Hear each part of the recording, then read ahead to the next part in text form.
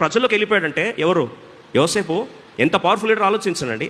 Leaders are not born, leaders are made through the spirit of God. ఆత్మదేవుని అభిషేకం ద్వారా మహానాయకులు పుడతారు. వారిలో ఉన్న లక్షణం ఏం తెలుసా?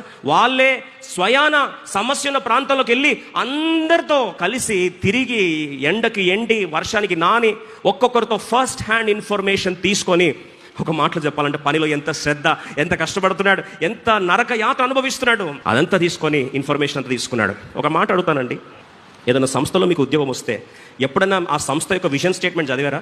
అసలు ఈ సంస్థ ఏం ఉద్దేశంతో స్థాపించారని ఎప్పుడైనా ఆలోచన వచ్చిందా? నాకు జీతం ఇవ్వమని ఏది చెప్తే అది చేసుడే ఎక్కువ. దానికి మళ్ళీ సంస్థ దర్శనం అంట, విజన్ స్టేట్మెంట్ అంట. ఇది ఎందుకు పుట్టింది? నాకెందుకు పుడితే? నేను పుట్టానా లేదా, తిన్నానా లేదా అని మనకు అలవాటు ఆలోచించడం కష్టమైపోతే, ఆ సంస్థ ఎందుకు పుట్టింది, నేను పనిచేస్తున్న సంస్థకి నేనేం మేలు చేయగలను, ఆ దర్శనం ఏంటి? Who will go that extra mile for some Egyptian country, for some heathen stranger country? ఎందుకు పోవాలి అండి? ఎందుకు చేయాలి? ఈ దేశం నాకు అన్యాయం చేసింది, ఈ దేశంలో నేను అమ్ముడు పోయాను, ఈ దేశంలో నాకు నిందపడింది, ఈ దేశంలో చెరసాలేశారు, ఈ దేశం యొక్క జ్యుడిషియరీ సిస్టంలో అన్యాయంగా ఎంక్వైరీ చేయకుండా తీసుకెళ్లి నరకయాతను అనుభవించి 13 సంవత్సరాల యవన ప్రాణాన్ని బుగ్గి చేసిన ఈ దేశం కొరకు నేనేం ప్రయాసపడాలనవా?